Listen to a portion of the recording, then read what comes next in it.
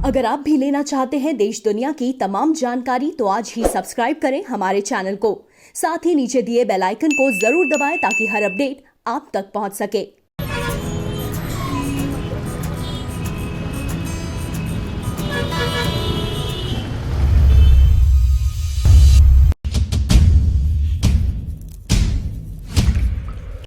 नमस्कार, आप देख रहे हैं प्रभा साक्षी। मैं हूं आपके साथ अंकित सिंह। कार्यक्रम है चाय पर समीक्षा और हमेशा की तरह इस कार्यक्रम में रहेंगे प्रभा साक्षी के संपादक नीरज कुमार दुबे जी।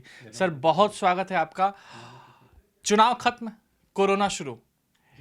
एक पश्चिम बंगाल को छोड़ दे तो बाकी राज्यों में चुनाव खत्म हो गए हैं। मतदान की प्रक्रिया जो है समाप्त हो चुकी है और रिजल्ट जो आएंगे वो 2 मई को आएंगे। लेकिन कोरोना फिलहाल देखा जाए तो आंकड़े लगातार बढ़ रहे हैं, रिकॉर्ड्स टूट रहे हैं। एक्सपर्ट बता रहे हैं कि इस बार की जो लहर है वो पिछले साल के मुकाबले ज़्यादा खतरनाक है। सर, वर्तमान स्थिति कोरोना को लेकर, क्योंकि सबसे ज़्यादा जो शंका है, आशंका है, वो लॉकडाउन को लेकर है। आप कैसे अपने दर्शकों को समझा रहे हैं? देखिए, बड़ा सामयिक प्रश्न है। खासतौर पे आपने चूँकि एक प्रश्न में 2-3 प्रश्न कर दिए हैं, तो पहले जो आपने सबसे पहले बात कही कि चुनाव खत्म, कोरोना शुरू। हमने देखा कि किस तरीके से केरल में मतदान के बाद मुख्यमंत्री ने भी अपना टेस्ट कराया। वहाँ पर जो विपक्ष के नेता हैं ओमन चांडी, उन्होंने भी कराया और दोनों ही संक्रमित निकले। ऐसे 2 लोग नाम सामने आ गए हैं। और भी लोग टेस्ट कराएं तो और भी नाम सामने आएंगे। और देखिए, जो ठीक है कि चुनाव थे तो वहाँ पर टेस्टिंग शायद कम हो रही थी और सरकार, जो मुख्यमंत्री अभी कार्यवाहक हैं, तो वो उतना ध्यान नहीं दे रहे थे। लेकिन कोरोना कहीं से भी गया नहीं है और ख़ासतौर पे हमने जिस एकजुटता के साथ इस लड़ाई को जीतने के बाद जिस तरीके से ढील दी गई है, उसका एक असर दिख रहा है। सब परिणाम सामने है और प्रधानमंत्री जी ने भी यही कहा है कि हमारी जो क्षमता है उससे ज़्यादा बेहतर तरीके से हम लड़े थे। लेकिन और आप देखिए कि 1 लाख के आसपास आ गए थे जो एक्टिव केसेस हैं। अब वापस अगर वो 10 लाख के पास पहुंच गए हैं तो ये दिखाता है कि हम कितने गंभीर हैं कोरोना से लड़ने में। अब अगर हम देखें, आपने कहा है कि लॉकडाउन की संभावना हो गई है या और भी जो अन्य तरीके की आशंकाएं चल रही हैं, तो प्रधानमंत्री जी ने जब मुख्यमंत्रियों के साथ संवाद किया तो उसके बाद अपने संबोधन में कुछ चीज़ें स्पष्ट की हैं कि लॉकडाउन फिलहाल लगाना ठीक नहीं है। छोटे निश्चित क्षेत्र बनाए जा सकते हैं जिनमें तमाम तरह की पाबंदियां हों, ताकि जो वायरस है उसका फैलाव ज़्यादा ना हो सके। और हमने देखा कि नाइट कर्फ्यू लग भी गए हैं।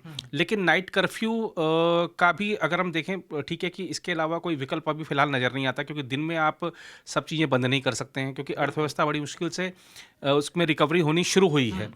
अब लेकिन ये भी हमको स्वीकार करना पड़ेगा कि जो नाइट लाइफ है वो सिर्फ महानगरों में है। आप छोटे शहरों में, गांव में देखेंगे तो रात 8-9 बजे के बाद अमूमन लोग सड़कों पर नहीं होते हैं, अपने घर पर ही होते हैं, परिवार के साथ होते हैं। तो नाइट कर्फ्यू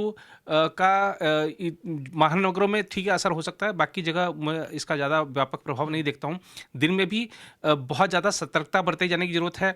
चेकिंग्स नहीं हो रही हैं, खासतौर पर ठीक है, हम दिल्ली मुंबई में अब आपको दिख जाते हैं थोड़े बहुत लोग चालान वालान काटते हुए, लेकिन हर जगह कड़ाई से पेश आना चाहिए। इस समय मास्क नहीं है तो चालान कटे और जो भी महामारी एक्ट के तहत जो भी कार्रवाई हो सकती है, कुछ लोगों पर कार्रवाई हो जाएगी तो सब अपने आप सुधर जाएंगे, क्योंकि ये एक ऐसी महामारी है जिसको हम ही कंट्रोल कर सकते हैं। और ठीक है, आज एक लड़ाई हो रही है, जो खासतौर पे विपक्ष शासित राज्य हैं वो कह रहे हैं कि जो कोविड-19 रोधी टीका है उसकी उपलब्धता नहीं करा पा रही है सरकार, केंद्र सरकार, और जो टीके के वितरण में पक्षपात हो रहा है। मुझे लगता है कि इन सब चीज़ों से बचना चाहिए और एकजुटता जो हमारी है वो बहुत ज़रूरी है। और इस तरीके के आरोप प्रत्यारोप की जो राजनीति है वो इस एकजुटता की कड़ी को तोड़ती है। और अगर हम देखें, जैसे आपने कहा लॉकडाउन या अन्य तरीके के जो प्रतिबंध हैं, तो अब ऐसे माहौल में क्या है, अफवाहें बहुत तेज़ी से चलती हैं। पिछले साल लोग जिन दुश्वारियों से गुजरे हैं उससे हालात ऐसे हो गए हैं कि लोग जल्दी ही किसी भी अफवाह पर, अटकल पर विश्वास कर लेते हैं। लेकिन हम सबको चाहिए कि वेरीफाई करें। जो पढ़े लिखे लोग हैं उनको भी चाहिए कि जो लोग नहीं जानते हैं बहुत कुछ, उनको इस तरीके की अफवाहों में ना पड़ने की सीख दें, उनकी मदद करें, उनको सत्य खबरें बताएं और बताएं कि आपके लिए सरकार क्या कर रही है या आपको कहाँ से मदद मिल सकती है। अब जैसे हमने देखा पिछली बार लोग बेचारे कोई पैदल जा रहा है, कोई जिसको जैसा साधन मिल गया उस पे लटकता हुआ चला जा रहा है अपने पैतृक स्थल की ओर।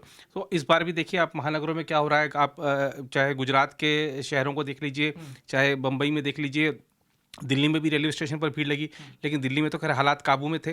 तो अब बम्बई में या जो गुजरात में जो लोग उत्तर प्रदेश और बिहार की जाने वाली ट्रेनों में किस तरीके से भीड़ लगा रहे हैं। अब रेलवे ने भी एक बयान दिया है और मुझे लगता है कि रेलवे को शायद ये बहुत पहले कर देना चाहिए था कि ट्रेनें बंद नहीं होंगी, ट्रेनों का संचालन जैसे जारी था वैसे जारी रहेगा। तो इससे और क्योंकि जब आप आधिकारिक बयान नहीं होता है तो तमाम तरह की अटकलों को बढ़ावा मिलता है और यही सब हो रहा था। खैर रेलवे का बयान आ गया, मुझे लगता है कि लोगों को अब ये समझना हो चाहिए कि हम पैनिक ना फैलाएं और अपनी बारी का इंतजार कर लें। हम भी घर पहुंच जाएंगे। अगर घर जाना चाहते हैं तो राज्य सरकारों को भी चाहिए कि जो लोगों को इलाके खाली कराने की बजाय आप उनको मदद दीजिए। कुछ दिन हालात संभल जाएंगे तो फिर से वो क्योंकि अगर मजदूर चले जाएंगे तो फिर वो आपकी जो फैक्ट्रियां हैं वो कहाँ से चलेंगी, आखिरकार उनको आना ही पड़ेगा। तो आप उनको जाने ही मत दीजिए, कहीं उनके लिए कुछ इंतजाम करिए और लोगों को भी समझना चाहिए कि नियमों का पालन करें। नियमों का पालन करने से ही हम बच सकते हैं। और जैसा प्रधानमंत्री जी ने कहा था, बिल्कुल सही कहा कि उन्होंने कि हमने जो कोरोना के खिलाफ लड़ाई लड़ी थी, लड़ाई जीती थी, वो स्थिति वो थी जब हमारे पास वैक्सीन नहीं थी, ये भी नहीं पता था कि वैक्सीन आएगी या नहीं आएगी। हमने तब जीती जब हमारे पास संसाधन नहीं थे, हमारे पास पीपी किट नहीं थे, हमारे पास मास्क की कमी थी, हमारे पास सैनिटाइजर की कमी थी। उस स्थिति में अगर हम लड़ाई जीत सकते हैं तो आज तो हमारे पास सारे संसाधन हैं, इच्छा शक्ति की जरूरत है, एकजुटता की जरूरत है, यकीनन जीतेंगे। ये जो लहर है पूरी दुनिया में दिख रहा है किस तरीके से तेजी से कहर ढा रही है, इसलिए सावधान सतर्क रहना होगा। मुझे कोरोना ने अब तक नहीं अगर प्रभावित किया है तो आगे भी नहीं करेगा, इस गुमान में किसी को नहीं रहना चाहिए। सर प्रधानमंत्री जी ने अपने संबोधन में माइक्रो मैनेजमेंट पर जोर दिया कि आपको बहुत ज़्यादा एरिया को ब्लॉक नहीं करना है, बहुत ज़्यादा एरिया को कंटेनमेंट जोन नहीं बनाना है, आपको छोटा छोटा हिस्सा आपको देखना है जहाँ पे संक्रमित पाए गए हैं और 30 लोगों को वहाँ पे आपको ट्रेसिंग करके टेस्टिंग करनी है। माइक्रो मैनेजमेंट ही तो है जो बंगाल में भाजपा को इस वक्त तृणमूल के सामने खड़ी कर चुकी है और जोरदार टक्कर। तो माइक्रो मैनेजमेंट का चुनाव में और यहाँ पे दोनों जगह अहम रोल है। तो आप क्योंकि चुनाव इस वक्त बंगाल में चल रहे हैं तो उधर भी आपका ध्यान में ले जाना चाहूँगा, तो क्या परिस्थिति है वर्तमान में और माइक्रो मैनेजमेंट किस तरीके से भाजपा वहाँ कर रही है? देखिए माइक्रो मैनेजमेंट अगर कोविड की बात करते हैं तो प्रधानमंत्री जी ने ये जो कहा है माइक्रो मैनेजमेंट, उसके पीछे एक ये भी सोच होती है कि सरकारी स्तर पर क्या होता है कि बस काम निपटा दो वाला एक चलता है। अब मान लीजिए कि कुछ एरिया में इसी एरिया में कुछ 7-8 केस आ गए हैं तो प्रशासन करता है कि ठीक है पूरे इलाके को सीलबंद कर दो और वहीं पर आपने बस अपना काम पूरा समझ लिया। जबकि होना ये चाहिए कि आपने जहाँ दिक्कतें हैं अगर मान लीजिए कोई एक टावर में दिक्कत है, उस टावर में 6 फ्लैट हैं, उनमें से 3 में दिक्कत है, तो आपने उन 3 को फ्लोर को या आपने उस टावर को सील कर दिया और आपने आसपास के इलाकों में जो जहाँ जहाँ उनका संपर्क था वहाँ पर ट्रेसिंग शुरू करी है, टेस्टिंग शुरू की है। तो लेकिन अब लोग पूरे इलाके को ही सील करके अपना बस काम खत्म कर देते हैं, तो वो नहीं होना चाहिए। जो थोड़ा मेहनत करनी चाहिए आपको कि वो किस किस के संपर्क में आया। अगर वो सेक्टर ए से सेक्टर बी गया था तो बी में किससे मिला, तो हमको वहाँ भी ध्यान देना चाहिए। बस खाली हमने ए को ही सारा ब्लॉक कर दिया, वो सब नहीं होना चाहिए। तो इसी तरीके का माइक्रो मैनेजमेंट, क्योंकि बीजेपी माइक्रो मैनेजमेंट जानती है और ख़ास तौर पर जो मोदी और अमित शाह की जोड़ी है वो माइक्रो मैनेजमेंट के जरिए ही यहाँ तक पहुँची है। तो अब आपने देखा कि किस तरीके से उत्तर प्रदेश जैसा राज्य हो जहाँ पर माइक्रो मैनेजमेंट के ही कारण विधानसभा में इतनी बड़ी संख्या में बीजेपी वो स्थापित है, लोकसभा में सबसे ज़्यादा सीटें लगातार 2 चुनाव से जीत रही है और ऐसे अनेक राज्य उदाहरण हैं बीजेपी के माइक्रो मैनेजमेंट में। और वाकई में जब आप देखिए कि ये माइक्रो मैनेजमेंट को मान्यता देता है, मैं आपको एक ट्वीट बताना चाहूँगा अमित शाह का। अमित शाह जो अहमदाबाद में जहाँ रहते हैं वहाँ पर वो अपने गली के पन्ना प्रमुख हैं। पन्ना प्रमुख हैं तो वो पन्ना प्रमुख है तो हर गुजरात में बीजेपी ने पन्ना प्रमुख को एक कार्ड दिया जाता है, आई कार्ड दिया जाता है कि आप पन्ना प्रमुख हैं, आपको अपने उस पन्ने में जितने लोग हैं तो आपको उनका ध्यान रखना है कि भाई ठीक है, उनको वोट समय पर पड़ जाएं, या आपने जिस तरीके से पार्टी के सरकार है उसका प्रचार करना है, उसके कार्यों का प्रचार कर रहे हैं। जैसे भी तो अमित शाह ने गृह मंत्री होने के बावजूद वो पन्ना प्रमुख का अपना आई कार्ड ट्वीट किया था। बिल्कुल। तो वो पार्टी में जो पन्ना प्रमुख सबसे छोटा पद हुआ, लेकिन उस पद को भी वो महत्व देते हैं, और ये पन्ना प्रमुख ही बीजेपी को यहाँ तक लेकर आया है। वो लाया है, मतलब उसमें बहुत बड़ी भूमिका निभाई है।